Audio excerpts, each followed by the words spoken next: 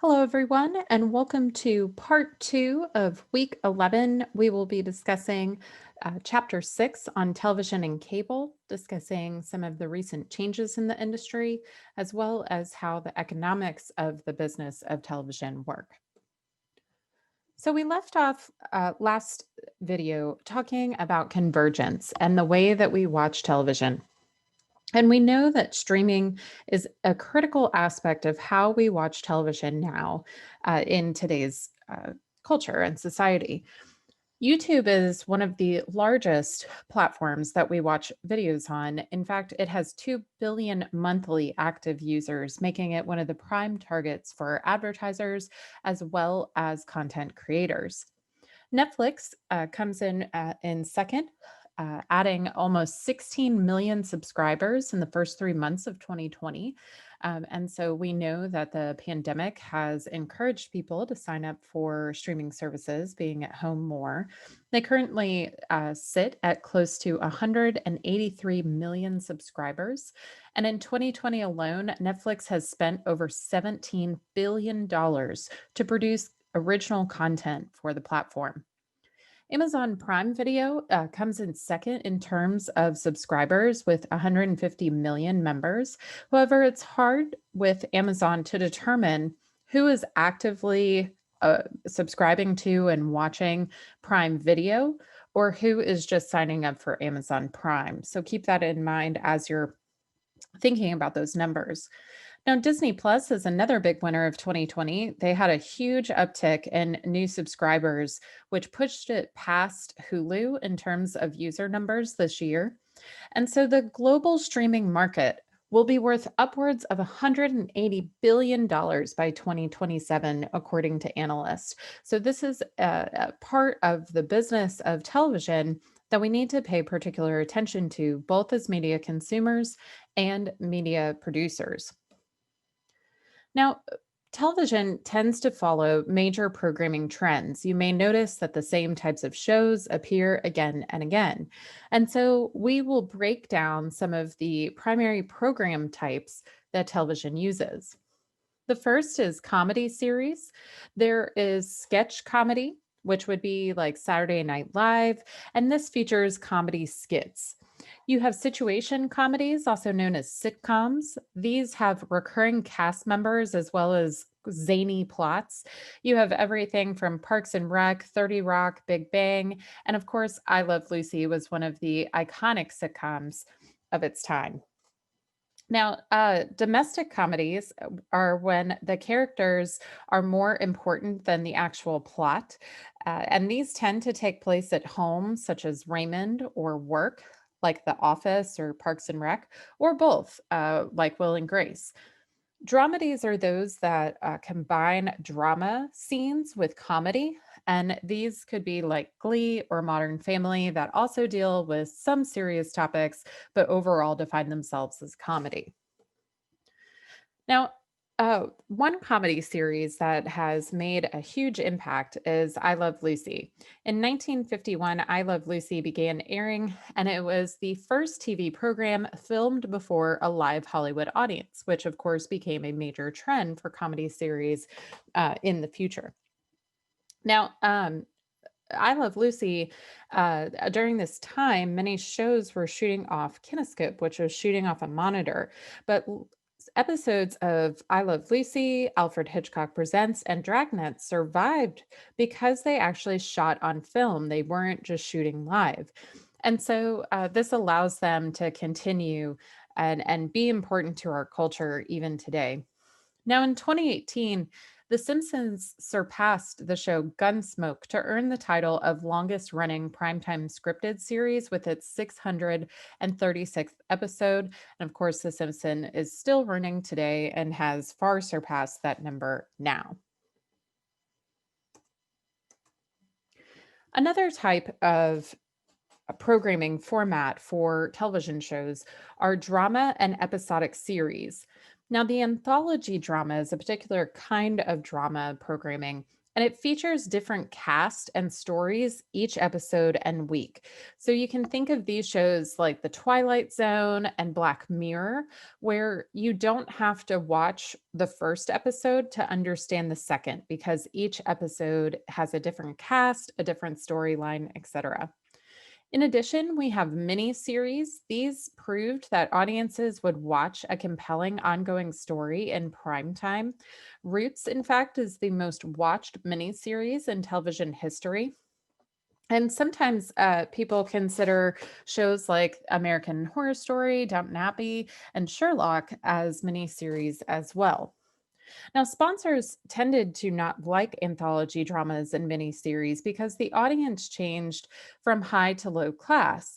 And so you have a harder time in targeting audiences and understanding who you were really selling to with these types of dramas. They're also extremely expensive to make because you're constantly getting new cast and new stories. And so these tend to not be very popular, although shows like The Twilight Zone and Black Mirror have come back in recent years. Now, news programming is another type of program that is important to television's overall programming, of course. NBC started with Meet the Press in 1947, and that is still on the air. It's the oldest show on television, in fact. Now, Camel Newsreel Theater in 1948 was the first daily evening newscast, and they had the Camel News Caravan. In the 50s, we had the Huntley Brinkley Report. And then starting in 1970 and going through today, we have NBC Nightly News, which has gone through a various host of anchors from Tom Brokaw, Brian Williams, and Lester Holt. Brian Williams was important because he tried to break away from the anchorman stereotype, really providing a little bit more commentary, trying to seem more real to the audience, and of course, Lester Holt was the first Black solo anchor, making him an important part of African American history as well as television history.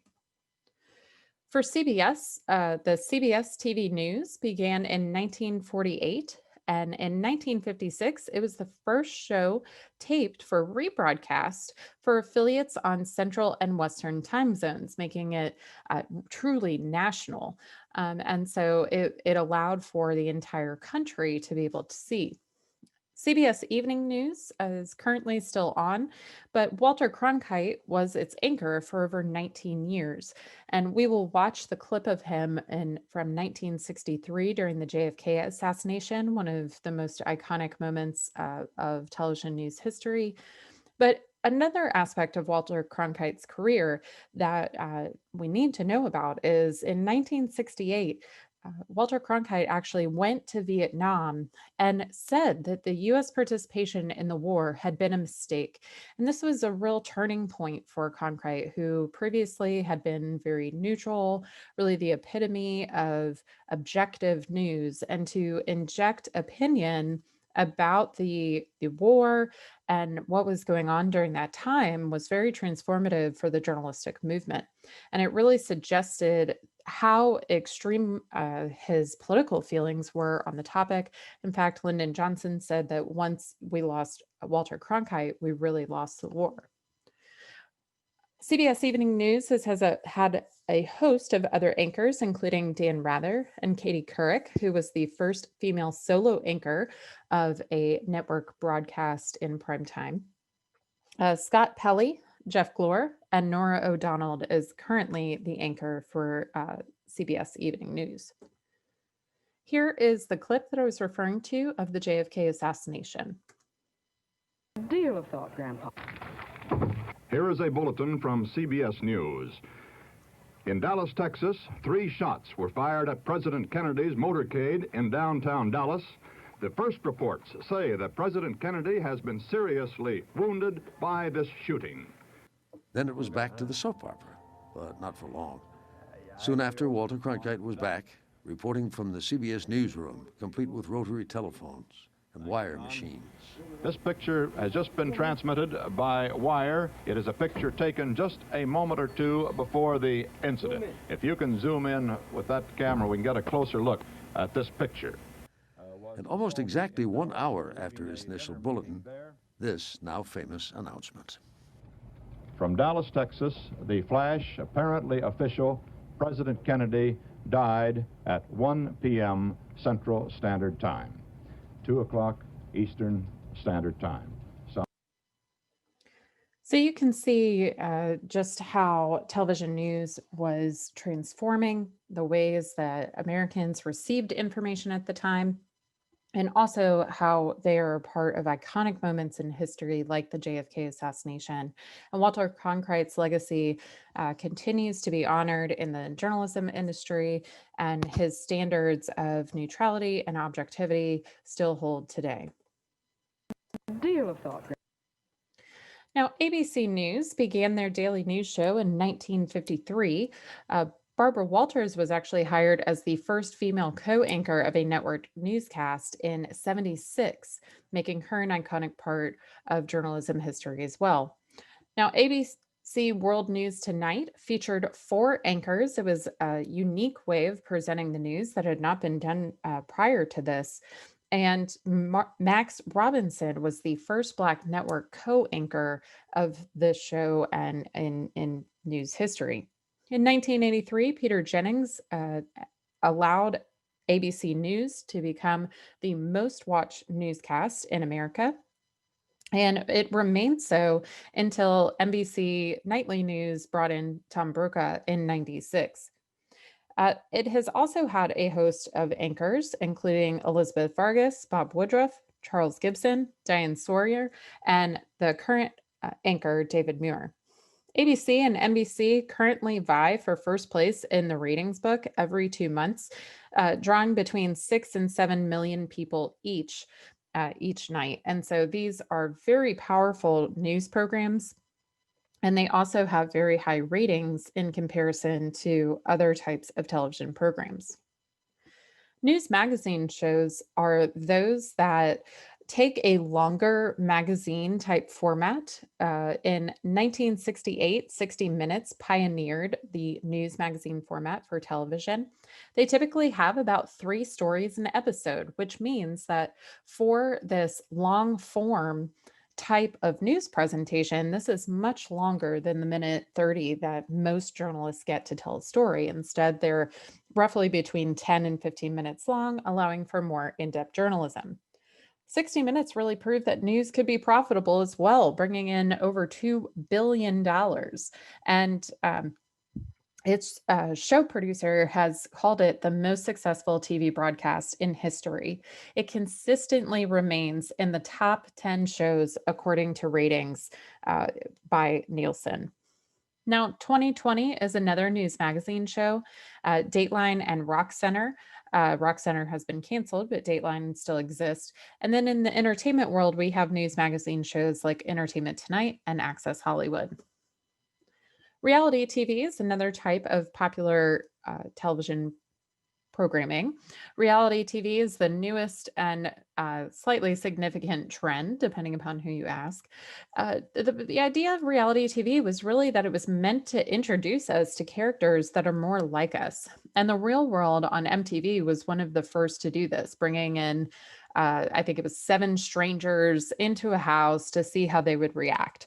And it's cheap to produce. All you have to do is really hire a crew. You bring in 7 people, rent a house, and watch it roll. Where other shows are having to pay celebrities and actors, lots of cast members. So reality TV is cheap, and it's also entertaining depending upon what show you're watching. And so reality TV has been a significant part of television programming since The Real World. Spanish language TV is an increasingly growing market for television programming. Univision and Telemundo are the primary Spanish language channels. Univision has over 3 million viewers in primetime, making it the 5th ranked network. And so if you have the ability to be bilingual, it can be a wonderful skill to allow you to have a media career since this is a continually growing trend within the industry. Public television is a different type of television program because it relies on the funding of its viewers as well as some funds from the federal government. The Public Broadcasting Act of 1967 helped form CPB and PBS, and they were meant to serve those being ignored in the commercial sector, 12 and younger and 50 and older.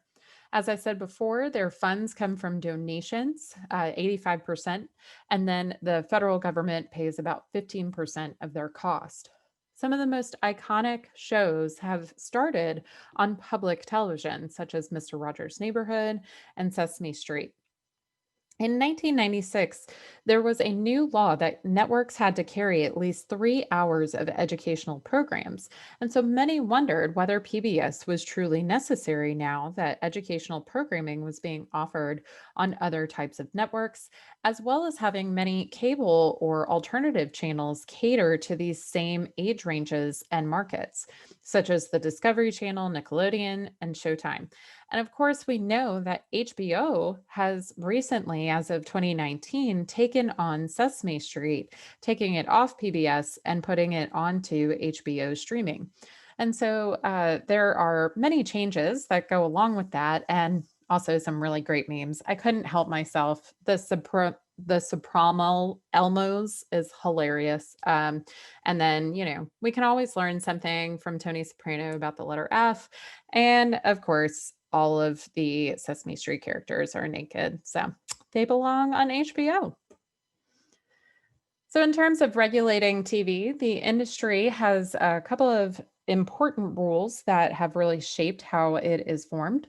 In 1970, the primetime access rule cut primetime from 4 hours to 3 hours, which freed up the 6 to 7 p.m. Central time slot. This time slot, instead of being for programming and prime time, was intended for news and public affairs. However, many stations just decided to fill it with syndicated game shows or infotainment programs like Access Hollywood, Wheel of Fortune, or Jeopardy! And so this rule wasn't truly effective in trying to get more news and public affairs on the air.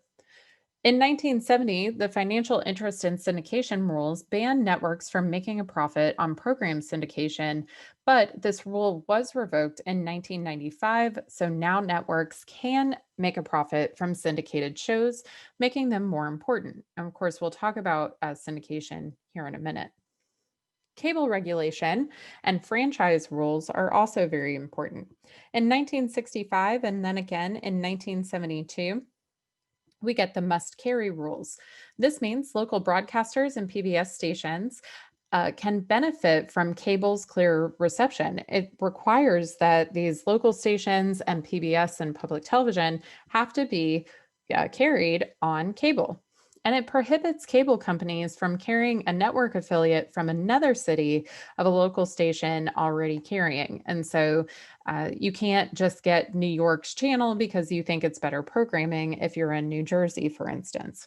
So it really allows for a better, more fair type of cable programming. Now, there was a large debate about whether cable was truly an electronic publisher or whether they were a common carrier. And your textbook talks about this a lot. In 1979, the Midwest Video case allowed the courts to determine whether cable companies could pick and choose what programs and stations to carry. And the FCC decided that cable were common carriers. They don't get involved in the types of content available. So this allowed cities to accept bids from companies to install and manage cable systems. Cable companies paid cities a franchising fee and access to their channels. Now, the Telecommunications Act of 1996 removed regulatory banners for telecommunications. You can now own as many stations as you want, as long as you don't reach more than 39% of the US 120 million TV households. This means that we have fewer owners than we did years ago because the phone, radio, and TV companies can all own each other, which is how we get, AT&T being a phone company, but also having DirecTV and Uverse and things like that. The Telecommunications Act really hope to spur competition and lower phone and cable rates by allowing for fewer regulatory barriers. However, it really caused the opposite to happen. We get triple play, where digital cable, broadband, internet, and phone services became bundled through cable connections. So, if you were able to buy your phone, cable, and internet service through the same provider, they would give you a better discount. And so this caused cable and phone companies to merge, which kept prices high and competition at a minimum. About 90% of US communities don't have viable competition for local cable companies. If you've ever lived in an area where all the cable that you can reach is a certain company, it really means that that company is not going to have any obligation to really provide quality service. So the more competition you get, the better in quality the service you would be provided. So, in this way, it's good that satellite TV, as well as streaming services, is creating more competition as people attempt to cut the cord of cable. Now, the network affiliates are the primary networks are ABC, CBS, NBC, Fox, and the CW. Each of these stations have between 200 and 230 affiliates. Networks typically do not own their affiliates. So, for instance, in Birmingham, we have an NBC station that is not owned by NBC. They are an affiliate of NBC, but they are not what is called an owned and operated station. The only owned and operated stations for the major affiliates are in really big cities like New York, Los Angeles, Chicago, and these are called O&Os. ABC owns 8, CBS has 14 O&Os, NBC has 12 O&Os, and Fox has about 28.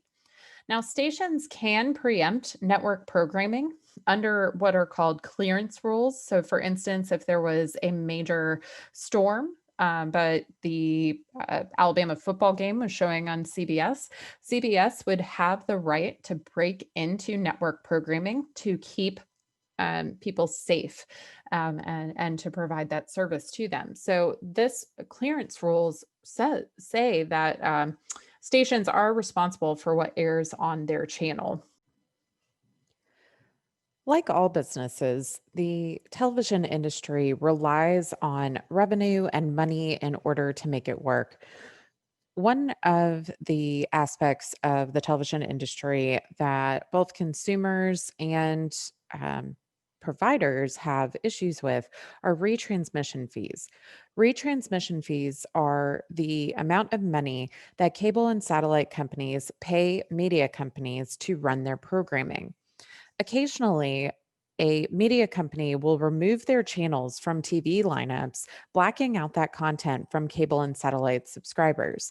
So, a station like NBC 13 here in Birmingham may decide that they will not provide their programming to Dish any longer because they're not getting enough retransmission fees from Dish TV.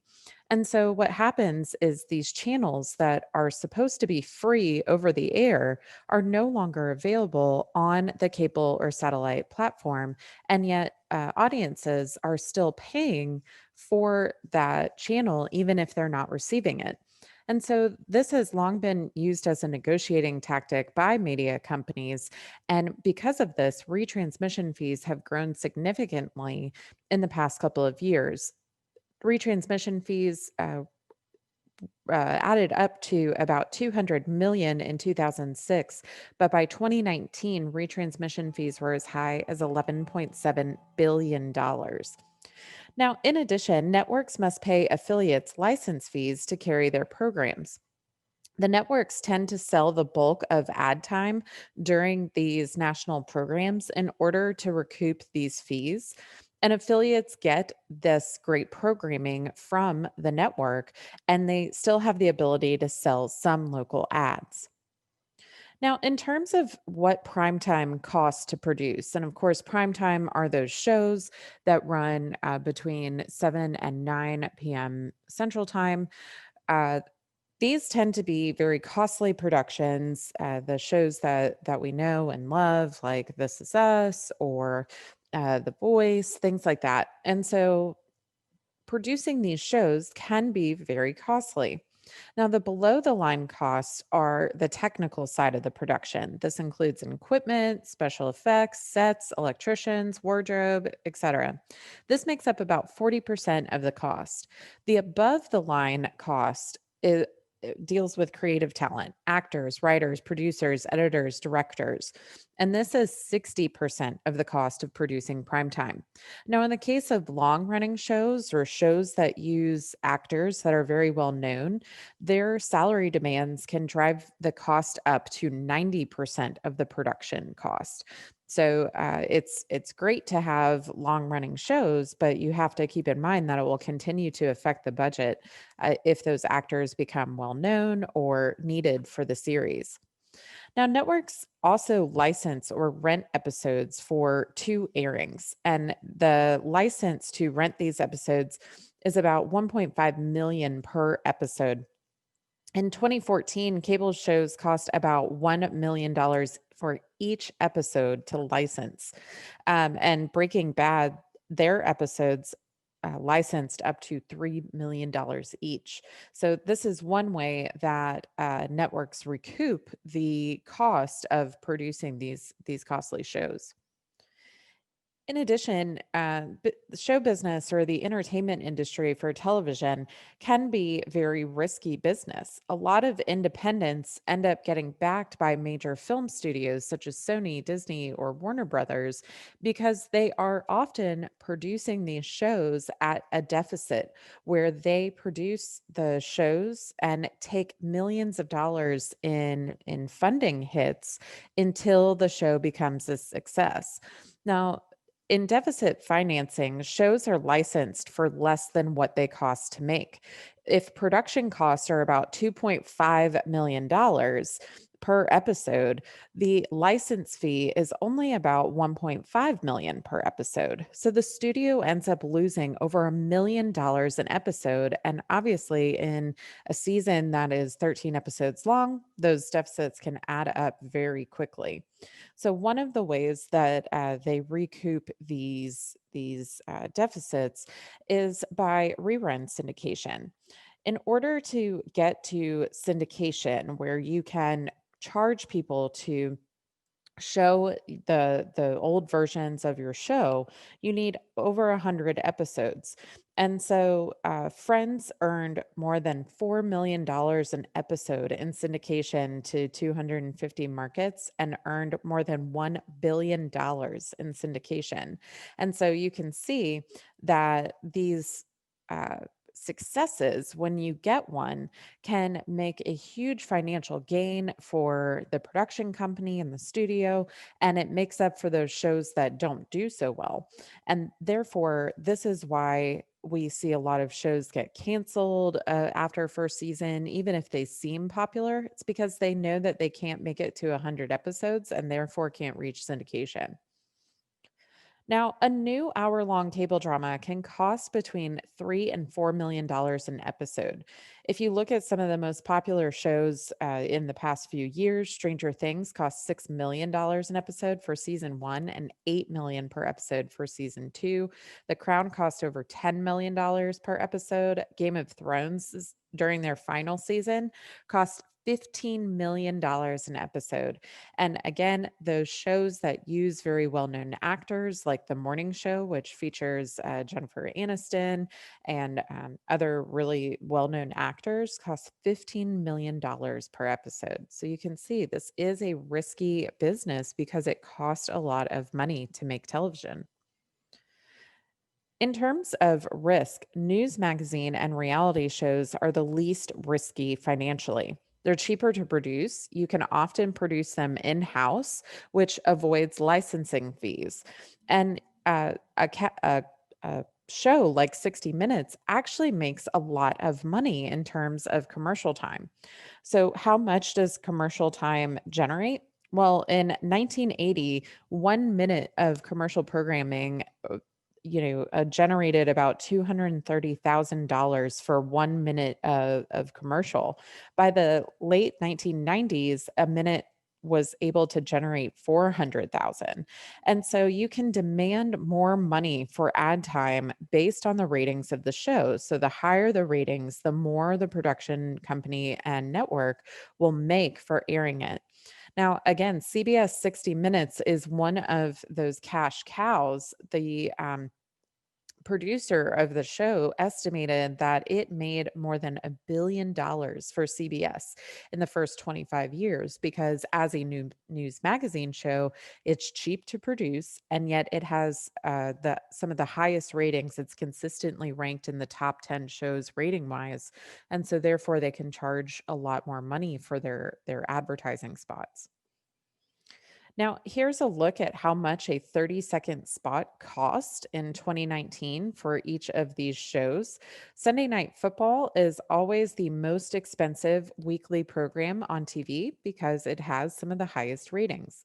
Will and Grace is next, followed by The Voice, Young Sheldon, Supergirl, Law and Order SVU, 911, NCIS, Empire, Grey's Anatomy, Good Doctor, Criminal Minds, and This Is Us. Now, This Is Us is the most expensive scripted series for ad time, and yet because of its popularity and large following, advertisers are willing to pay for that spot. What is syndication? I know I've referred to syndication a couple of times in the presentation, but syndication is when uh, TV shows are leased to stations as for the exclusive right to air a show.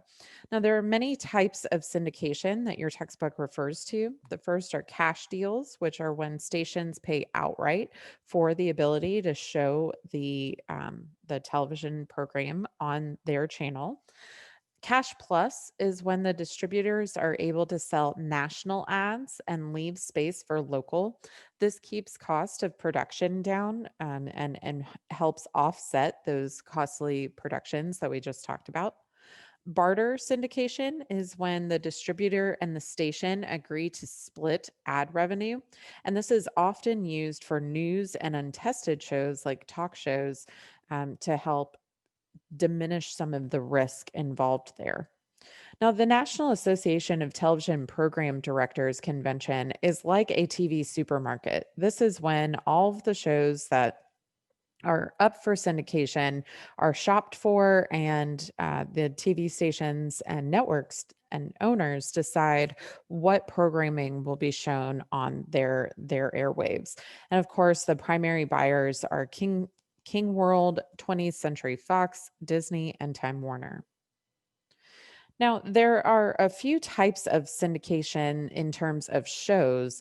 Evergreens are some of the older classic shows that people still love to watch, like I Love Lucy, The Andy Griffith Show, and Golden Girls.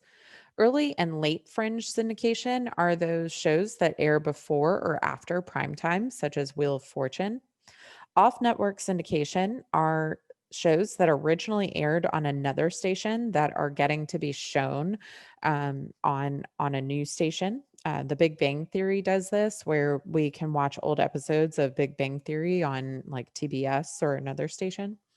First run syndication are those shows that are made specifically to become a syndicated show. They are not meant for prime time necessarily, and they are broadcast for the first time as a syndicated show.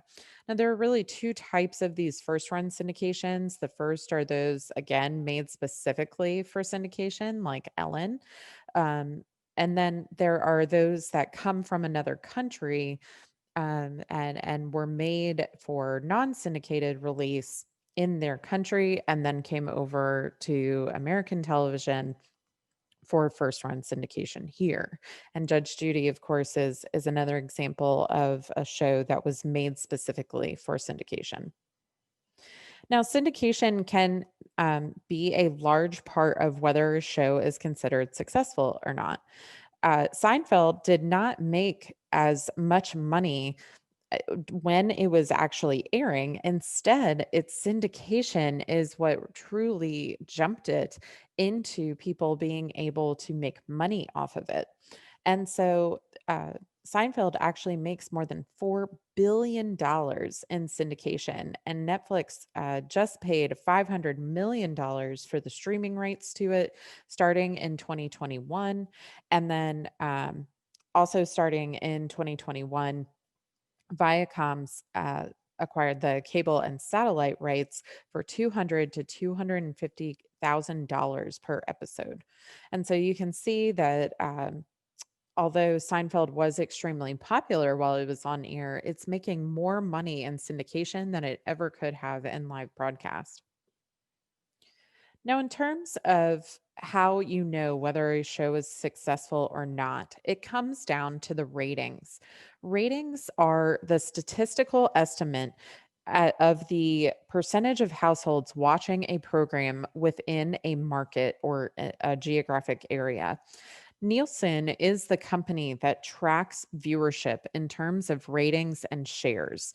And a ratings point in 2014 was 1.16 million viewers. So when you say that you got like an 8 ratings point in the Nielsen market, you were really talking about 8.8 million viewers. A share is the estimate of those who turned in compared to those with their TV on. So while ratings talk about how many households have a TV, they're not necessarily all on at that time, while a share is the estimate of those who had their TV on, who were watching programming. How many of those people did you capture in your viewership? In 2006, Nielsen began to get DVR ratings as well, although these are not as accurate, perhaps, and not as they're not paid as close attention to as live viewers. And of course, streaming is making this a whole new audience because you are trying to track how many people are streaming your show versus how many are watching it live, how many people DVR it. And so there are many, many ways to track ratings and shares now. So, ratings and shares provide advertisers, networks, and local stations with the demographic information on viewers, as well as knowing how many people are watching. The advertisers are wanting to know who is watching. And typically, advertisers are targeting the demographic of 18 to 49-year-olds. You can imagine why. It's because those are the people with the money and the spending habits that advertisers are trying to tap into. So here's an example of how you can calculate the households using television, the ratings, and the shares. So here you see that there are 6 houses, green, blue, and orange, that are using television versus the total number of households that actually have TV. So the households using televisions would be a 6 out of 10 share or a 60. If you have a rating of 3, let's say you're channel 2 and you want to know what your rating is. Well, you have 3 houses that have channel 2 on versus the total number of TV households. So you have a 30 share in the market because 3 out of 10 households are watching your program or your channel.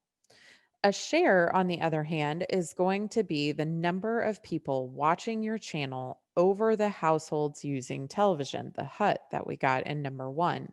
So if you're channel 2, the greenhouse, then you have 3 households using channel 2 over 6 households using television, which gives you a 50 share.